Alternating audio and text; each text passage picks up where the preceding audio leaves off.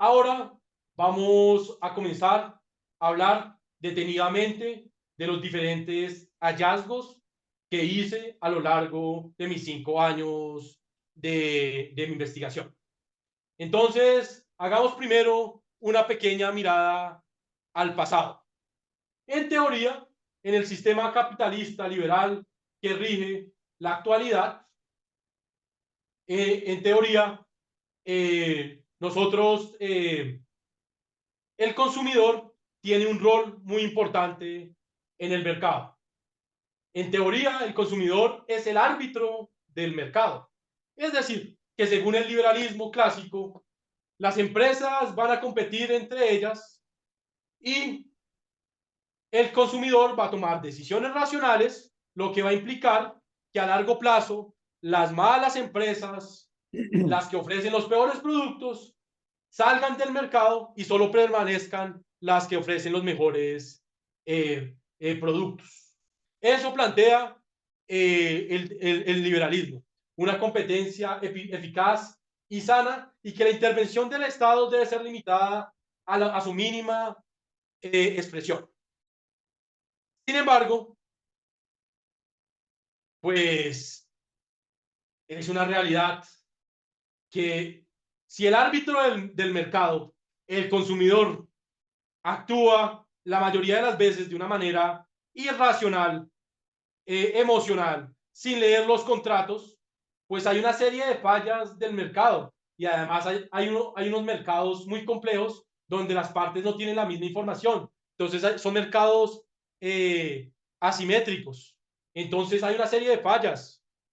Eh, la selección adversa, la antiselección. La mayoría de consumidores toman las decisiones por factores como el bajo precio, lo que hace que se cree una falla en el mercado que haga que las peores empresas sean las que prevalezcan. Hay también el riesgo de moral, es decir, el aprovechamiento oportunista de la parte que cuenta con mayor información. Quiero hacer en este punto una importante anotación. Hay que evitar siempre las falsas generalizaciones. No siempre los profesionales actúan de mala fe y no siempre los consumidores actúan de buena fe, son nobles. También voy a hablar de los abusos de los consumidores. Pero es una realidad que hay una serie de fallas en el mercado. Asimismo, pues los consumidores y los seres humanos, al momento de celebrar los contratos, no somos racionales.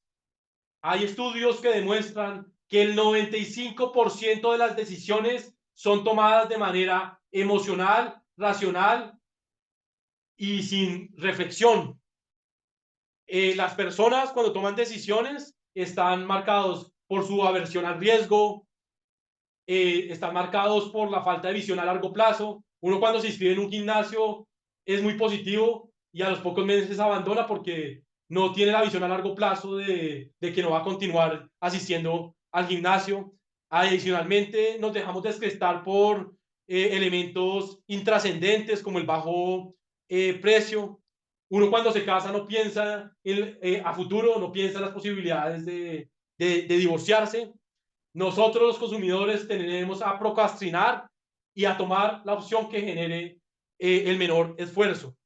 Hay una ignorancia racional, es decir, que es completamente comprensible que los consumidores no lean todos los contratos, porque sería ineficaz que yo leyera todos los contratos, las cláusulas que me presentan cuando firmo, cuando voy a comprar una canción en una plataforma tecnológica. Adicionalmente, hay factores externos como la desigualdad en las fuerzas de negociación, las presiones sociales, emocionales y psicológicas. Hay teorías de marketing y hay estrategias de marketing que buscan manipular a los consumidores. Entonces, tenemos un consumidor que el árbitro del mensaje, el que va a hacer que las malas empresas salgan del mercado, que tiene profundos problemas al momento de tomar decisiones. Sin embargo, el modelo clásico del contrato, el derecho clásico del contrato, era basado en la autonomía de la voluntad y y la libertad contractual. Que cada persona asuma las consecuencias de sus actos. Si usted tomó una mala decisión, pues es su problema. Hay un deber de autorresponsabilidad de los consumidores. Es por eso que el liberalismo, el derecho clásico de los contratos, estaba parado en, en hacer un análisis muy formal del consentimiento, es decir, de saber si el consumidor había tomado decisiones con conocimiento de causa, no era tan importante. Y, y el deber de información, lo que una parte tenía que transmitirla, era pues los elementos básicos sobre el contrato, más no había que una obligación de pensar en la otra parte, así hubiera grandes desequilibrios. Este derecho clásico de los contratos tuvo una gran cantidad de críticas. Primero, hay que ir a la realidad. No hay igualdad de fuerzas. Un consumidor pequeñito y un gran profesional. El consumidor como una parte vulnerable. Además, hay unos cambios en la sociedad. Los contratos se celebran de forma masiva. Hay contratos de adición. Hay la globalización, los mercados. Hay un gran mercado mundial de productos y servicios en línea. Las transacciones, hay la sociedad del consumo.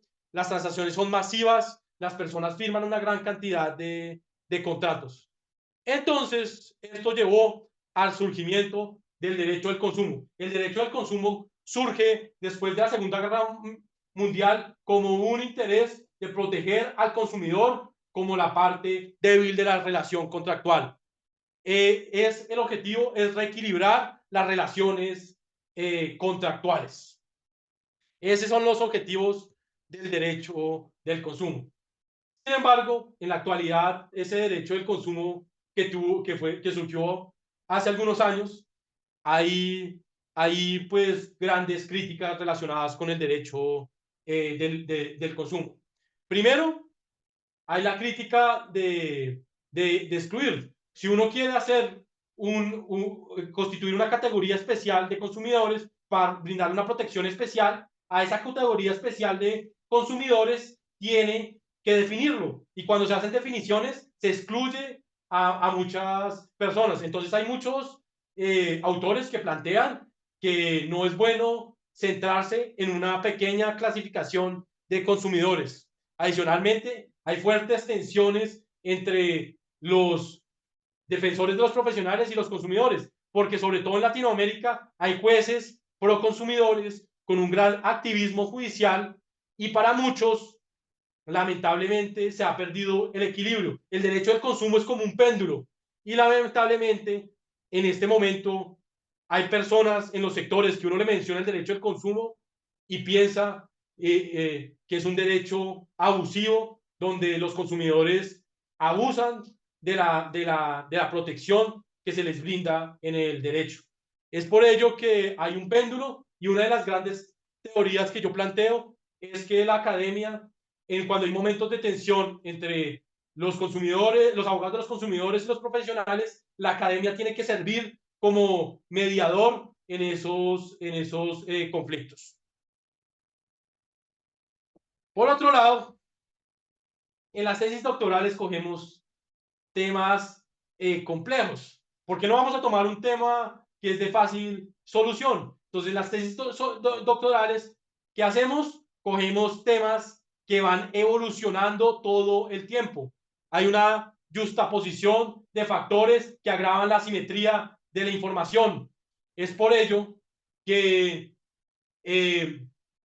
hay diferentes factores que yo puedo decir que agravan la asimetría de la información. Vivimos en una sociedad donde somos expertos en campos específicos del conocimiento y, y, y por eso hay campos, incluso yo que soy abogado, que no conozco. Cuando celebro ciertos contratos necesito ayuda de otros abogados. Adicionalmente, hay una gran cantidad de nuevos contratos que están surgiendo relacionados a las nuevas tecnologías.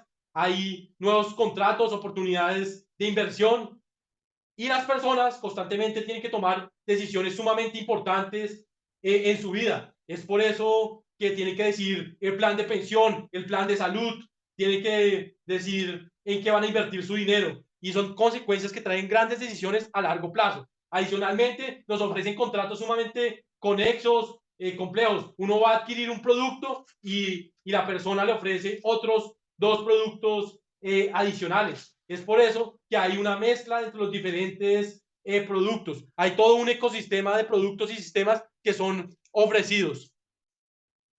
Adicionalmente, no es, es una realidad que los consumidores no leen los contratos. Si una persona quisiera leer todos los contratos que le ofrecen los profesionales, tendría que gastar 180 horas de sus días para leer todos los contratos. Hay una dificultad para simplificar los contratos. Hay contratos que son sumamente complejos y que por su naturaleza son difíciles de simplificar. Adicionalmente, es una labor sumamente ingrata. Uno hace un esfuerzo por simplificar los contratos con imágenes, legal design, le mete imágenes, le mete de todo y lamentablemente siempre para los consumidores no es suficiente. Y para los profesionales es, oiga, pero yo ya contraté un equipo interdisciplinario y usted me dice que no es suficiente. Adicionalmente, estamos en la era de la revolución digital. Esta conferencia la estamos dictando a través de medios digitales. Los tiempos han cambiado y hay una gran cantidad de transacciones que están haciendo las nuevas tecnologías. Se viene el metaverso, se vienen muchas nuevas tecnologías y nuevas oportunidades de negocios. Hay un gran mercado sin fronteras que no puede controlar ningún estado en el cual se hacen transacciones.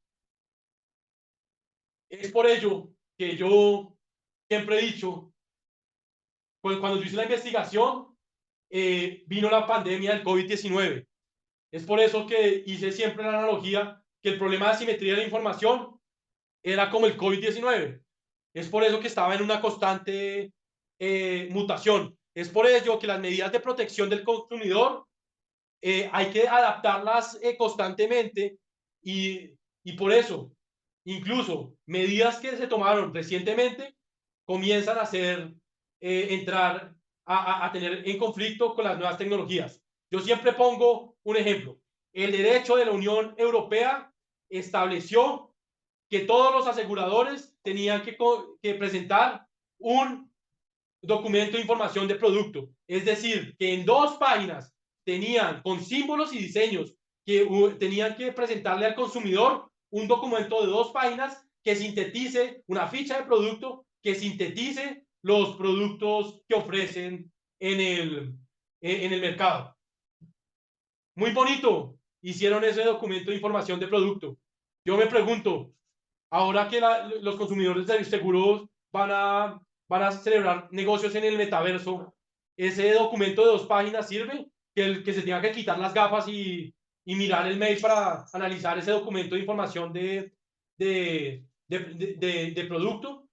Las medidas que fueron tomadas hace 5 años, los tiempos están cambiando a un ritmo tan vertiginoso que constantemente hay que adaptarlas. Entonces, ahí ya hemos cumplido con nuestro primer objetivo. Después de esta, Juan Camilo les ha presentado el problema de investigación de su tesis doctoral. Los consumidores son irracionales e emocionales, irracionales y toman las decisiones de manera emocional y hay un profundo desequilibrio. Entonces, la pregunta es, ¿y qué hacemos para resolver ese desequilibrio, el desequilibrio contractual? ¿Qué remedios, qué soluciones tomamos para resolver el desequilibrio contractual? Entonces, cuando hay un problema, pues también hay una oportunidad de volver a los principios básicos. Entonces, las personas que defienden el modelo liberal y el modelo de libre mercado que dicen, oiga, hay que volver a los principios del derecho clásico de seguros.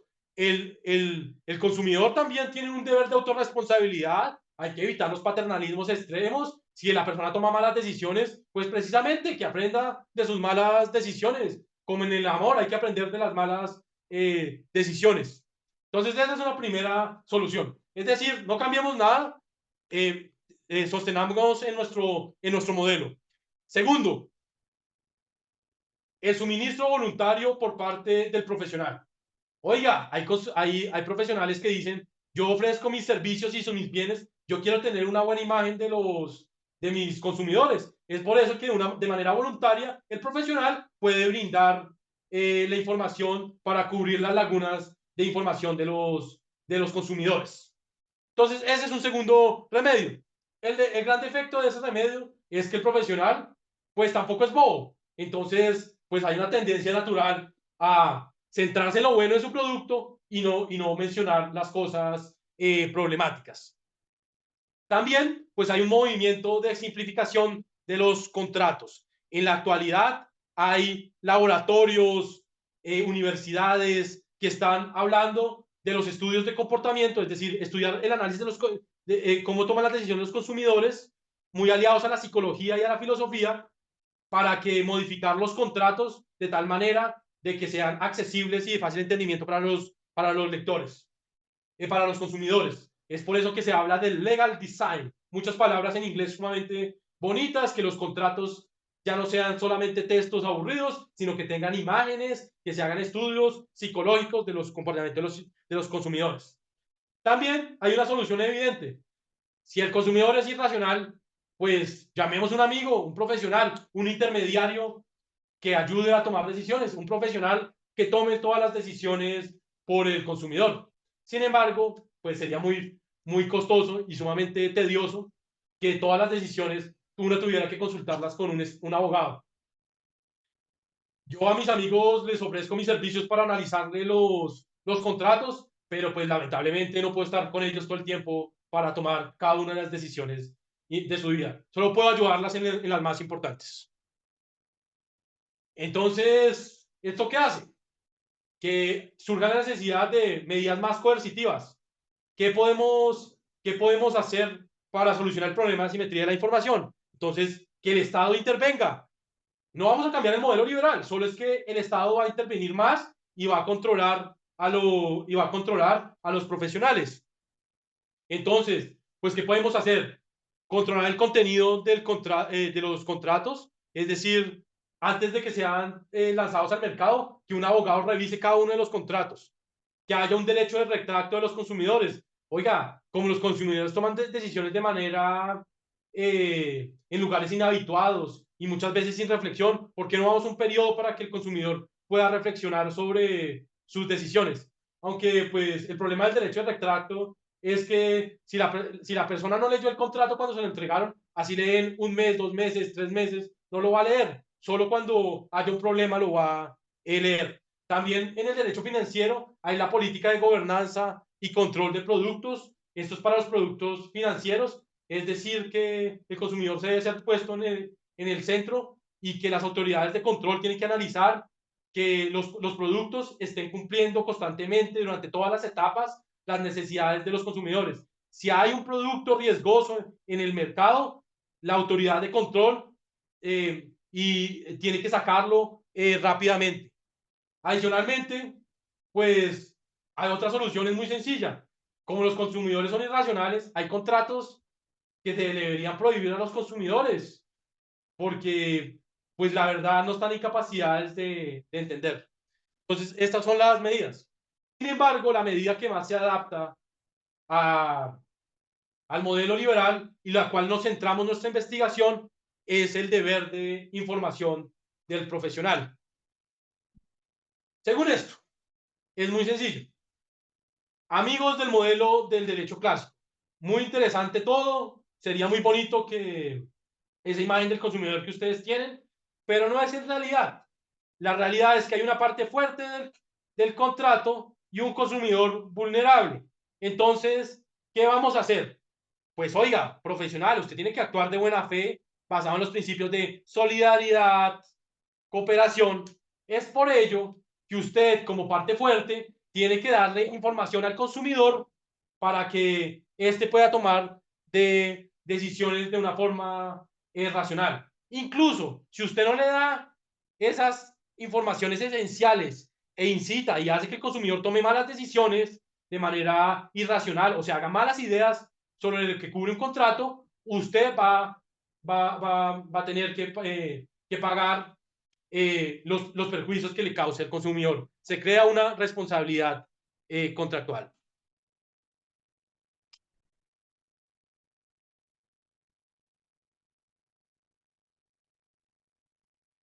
La mayoría de países le han dado, eh, la mayoría de países le han dado, la mayoría de países le han dado preponderancia al, al deber de información, porque han establecido un modelo de información complementaria. Es decir, no vamos a cambiar el, no vamos a cambiar el modelo liberal, sino que lo que vamos a hacer es crear un modelo de información complementario. Es decir, admitimos que que los consumidores están en desequilibrio contractual. Entonces es muy sencillo. Les vamos a brindar la información que requiere para que tomen decisiones con conocimiento de causa. Sin embargo, el hecho de que la legislación se haya concentrado en que se haya concentrado en el deber de información, recibe una gran cantidad de críticas. ¿Y por qué recibe una gran cantidad de críticas? Porque hay una serie de profesores norteamericanos que plantean que el deber de información es un rotundo fracaso y que rara vez funciona. Como es un rotundo fracaso y rara vez funciona, plantean que hay que centrarse en las otras herramientas y que ha sido un error haberse concentrado en el deber de información. No, no tengo que decir que si uno analiza los textos que hablan del fracaso del deber de información, paradójicamente, el contrato que toman como ejemplo para demostrar el fracaso del deber de información es el contrato de seguros.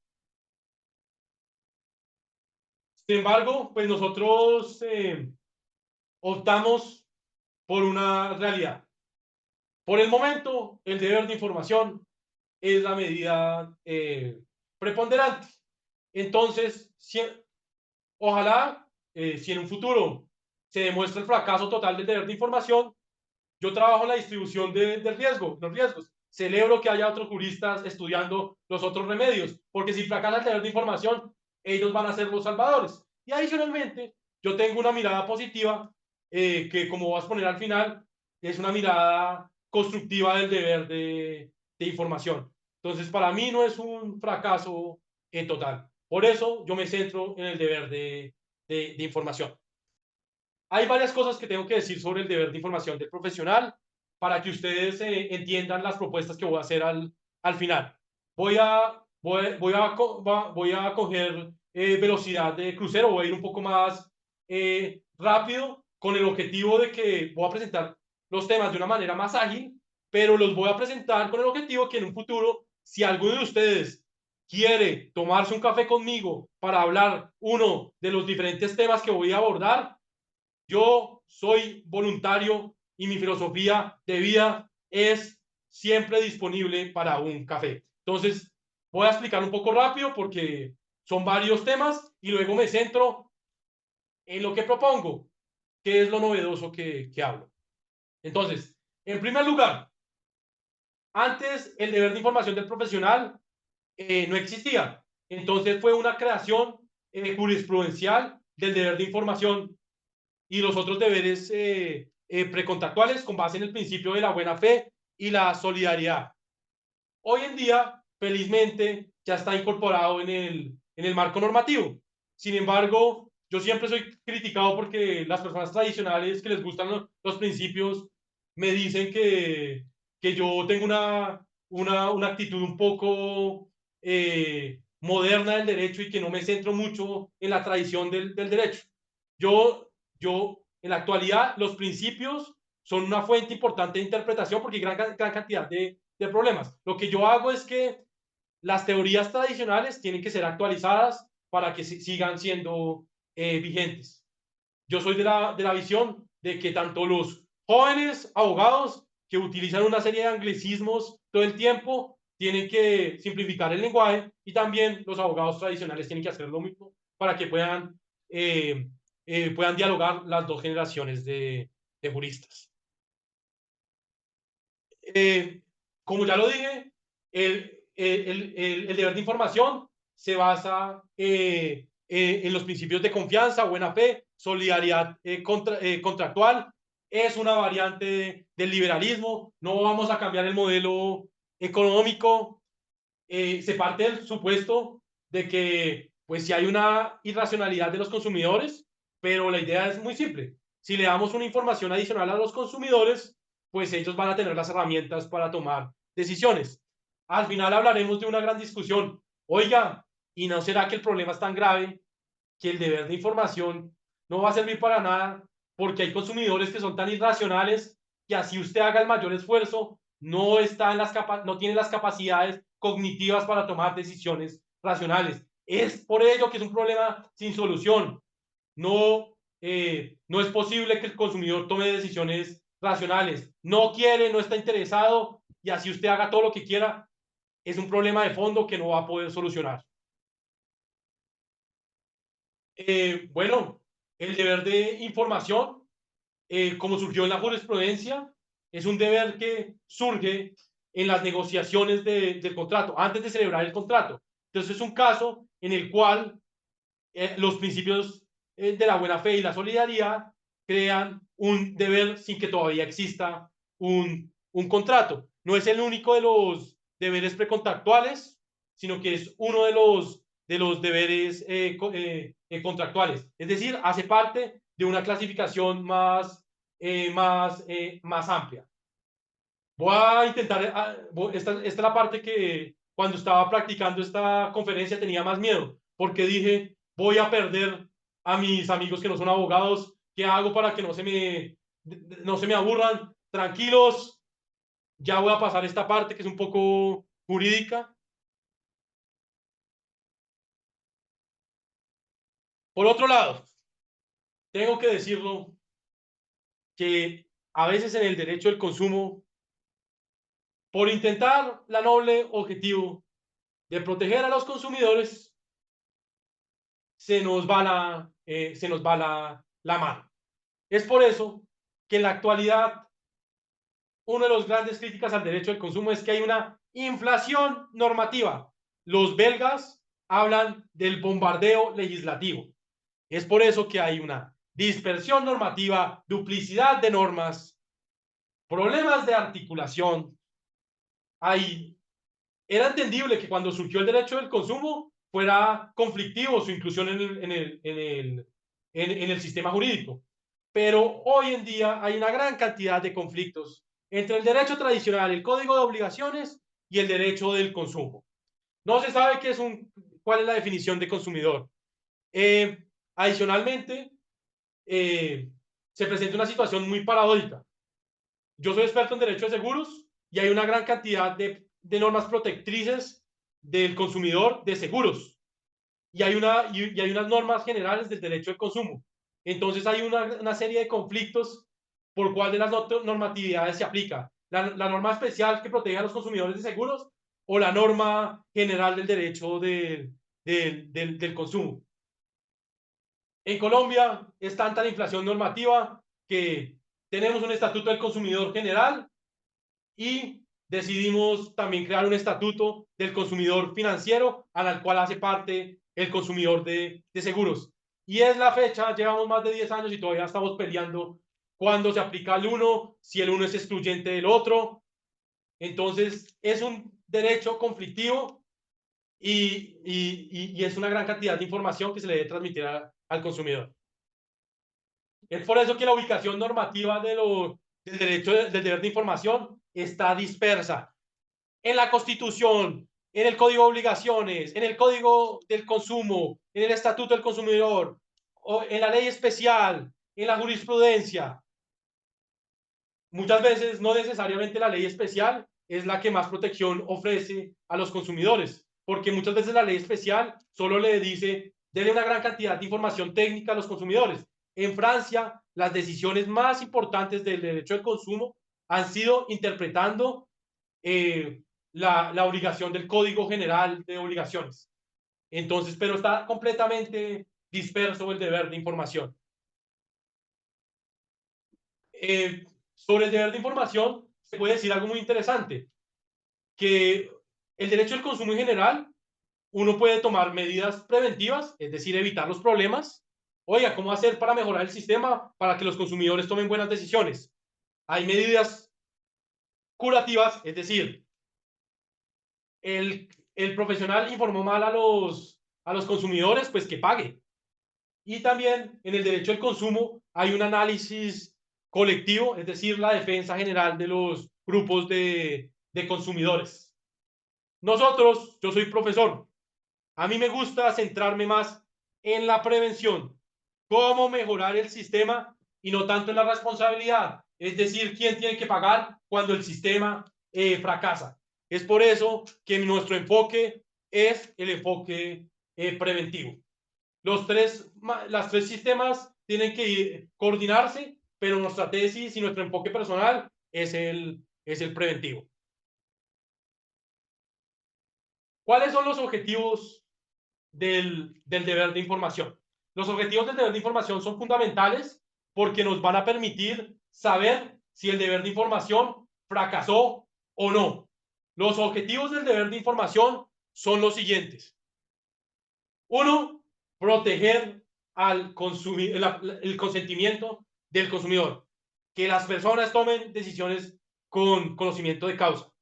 Una pregunta, ¿es darle las herramientas para que lo hagan o que tomen las decisiones de manera racionales?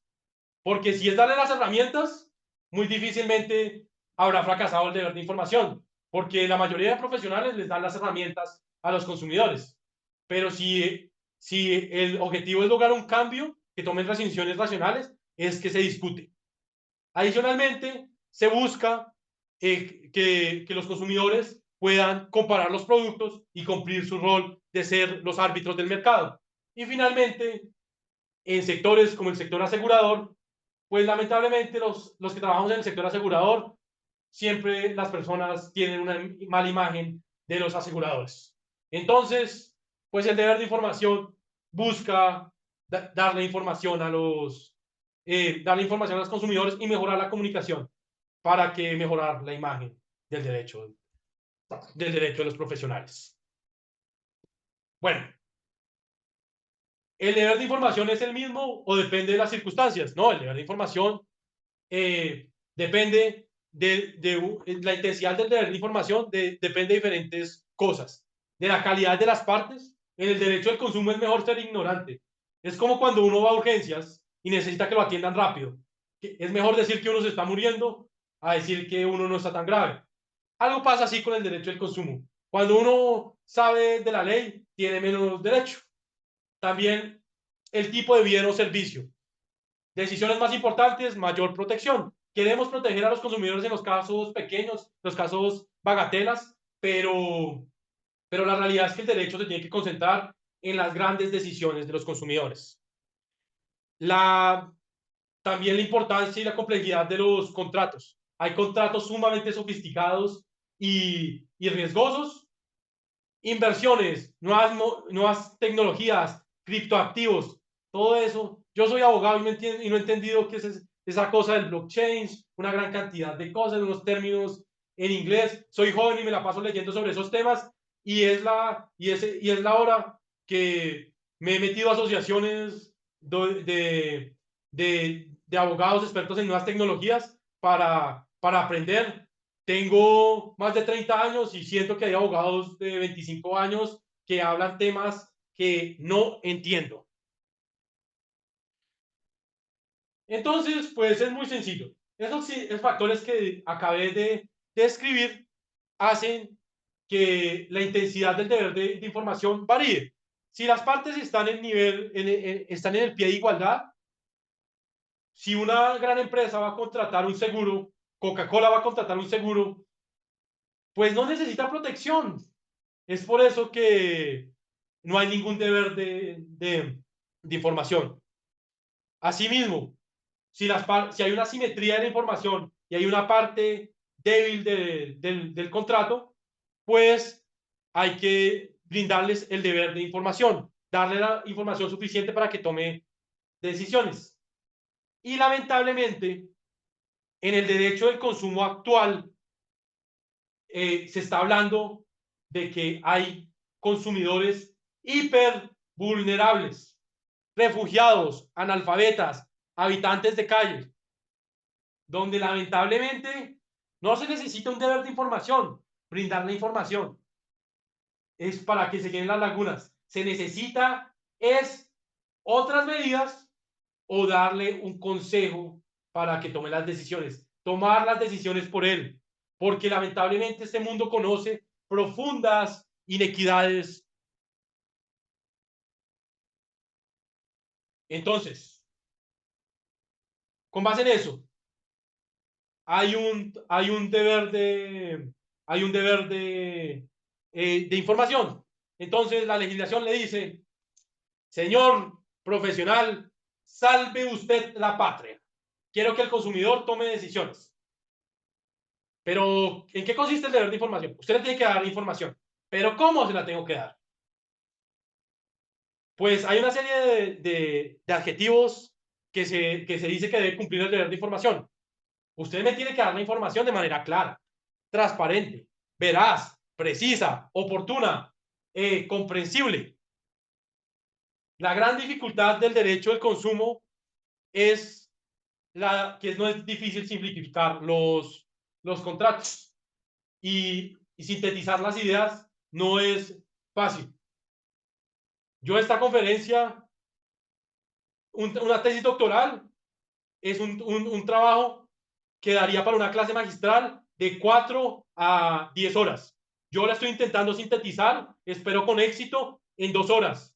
Y hay concursos que dicen que las tesis doctorales se tienen que sintetizar en 3 minutos, porque hay un concurso en Europa que se llama el concurso 180 segundos, que ponen a los doctorantes de todo el mundo a sintetizar sus 1000 páginas en 180 segundos.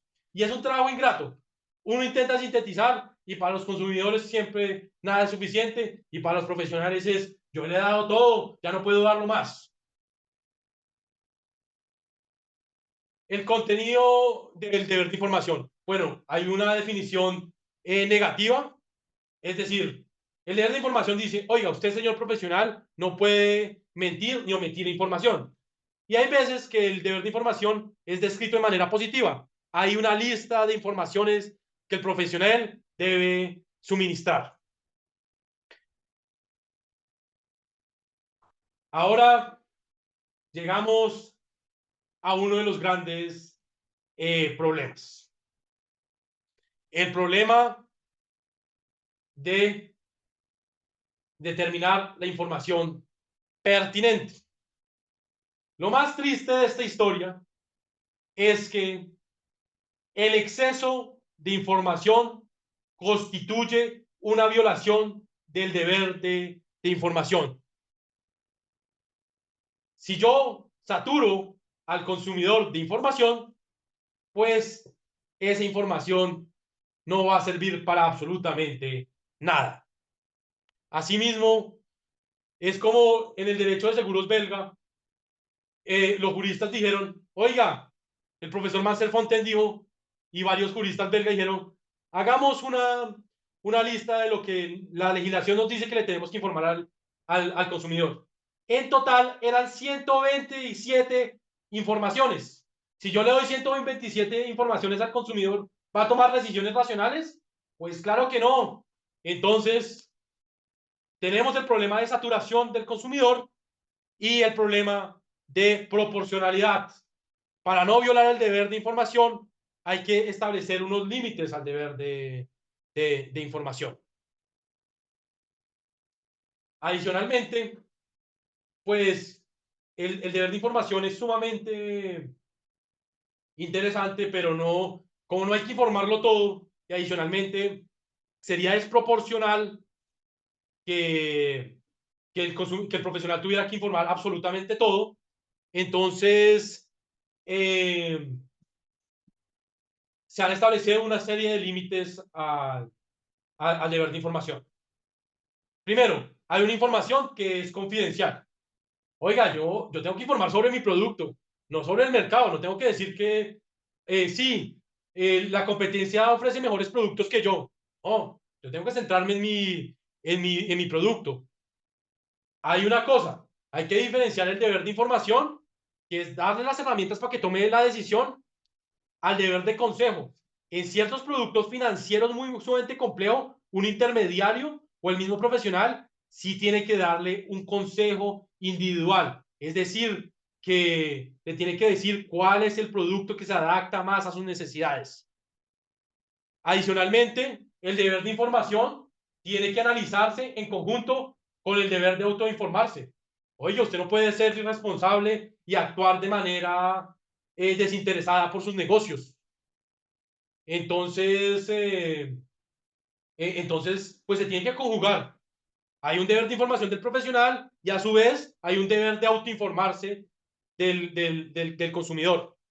Por otro lado, muchos dicen que el deber de información es un fracaso porque la ley es paradójica. Por un lado le dice, señor profesional, usted tiene derecho a vender sus productos y tiene derecho a ofrecerlos. Entonces puede utilizar publicidad, es decir, centrarse en las cosas buenas de sus productos. Entonces, entonces está la contradicción entre, por un lado se le dice, profesional, usted me tiene que dar la información objetiva para que el consumidor tome buenas decisiones. Y por otro lado, usted tiene el derecho a hacer publicidad. Bueno, siempre y cuando no sea publicidad engañosa, no engañe a los consumidores de una manera desleal, pero usted tiene derecho a brindar información. Entonces, a hacer publicidad y utilizar estrategias de marketing. Entonces, es muy difícil establecer cuáles son los límites entre el deber de información y el deber y el derecho a hacer publicidad a los productos. ¿Y esto qué hace? Y esto hay un problema adicional. Los límites y las fronteras.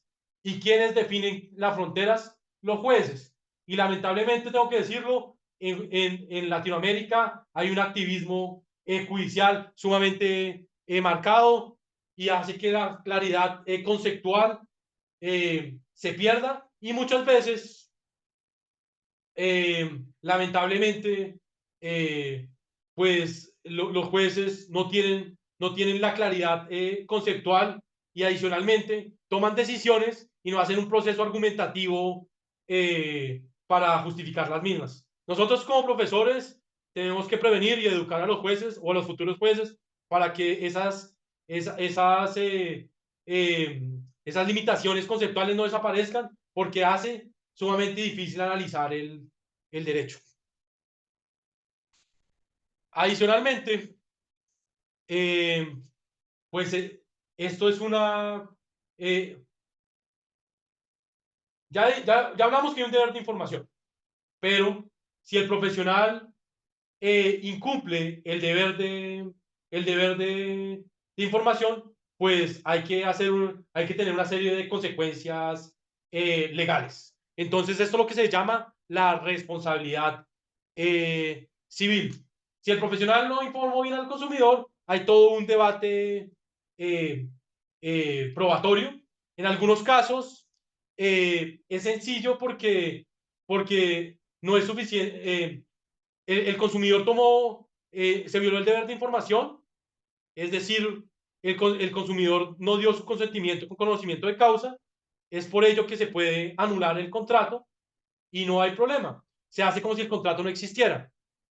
El problema es en los casos de la falsa representación, es decir, en los casos donde el consumidor, por ejemplo, en el contrato de seguros, pensó y juró que su contrato de seguros le cubría el riesgo de incendio, pero lamentablemente había una exclusión que lo excluía.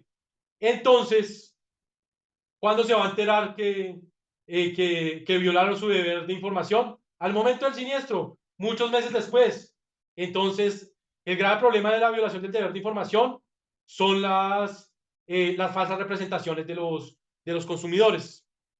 En Latinoamérica, donde hay una tendencia más pro consumidor, decidimos que en esos casos donde hay una falsa representación del, del consumidor, pues hemos dado la prerrogativa que los jueces adapten el contrato de conformidad con la falsa representación de los que hicieron los consumidores. En Europa, esa solución no funciona porque son reacios a aplicarla, entonces recurren a la responsabilidad extracontractual. Es decir, usted me tiene que pagar por los perjuicios que causó la mala representación que causó el consumidor. A nuestro modo de entender, no, yo soy un poco práctico en eso. Yo estudio las diferentes argumentaciones, pero lo importante es la protección real de los consumidores. Es decir, que si hay una violación infragante del deber de información, pues se tiene que reparar a los consumidores y tienen que tomar medidas que sean adecuadas para los consumidores. Por otro lado, hay entidades, y en Colombia sí que hay, que vigilan superintendencias, superintendencia de servicios públicos, superintendencia financiera, superintendencias de diferente índole. Entonces, cuando hay una violación del deber de información, uno puede poner una queja a las autoridades de control. Queridos jóvenes que están viendo esta conferencia, hay una oportunidad de ser el héroe sin capa. Yo cuando dictaba clase, ponía a mis estudiantes a analizar contratos. Y cuando ellos veían una clara violación de los deberes de información de los profesionales, tenían la obligación de denunciarla ante las autoridades de control. Tenían que ser los héroes sin capa.